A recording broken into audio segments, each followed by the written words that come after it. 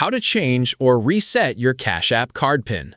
First, open up your app, tap the card icon at the bottom left of your screen.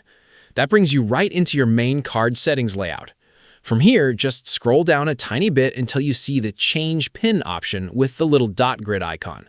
Go ahead and tap that. Now it's going to ask for your old PIN. If you forgot it, don't sweat it, just tap Forgot Cash PIN at the very bottom. Cash App will text a confirmation code to the phone number on your account to verify it's really you. Pop that code right in. Quick heads up, if you don't have access to that phone number anymore, you will need to message Cash App support directly to get it sorted out. If you do remember your old PIN, just enter it here. The app will immediately ask you to type in your brand new PIN twice to confirm it, and you are totally good to go. Now, if your card happens to be locked right now and you need to fix that next, click right here to watch my quick guide on how to unlock your Cash App card. See you there.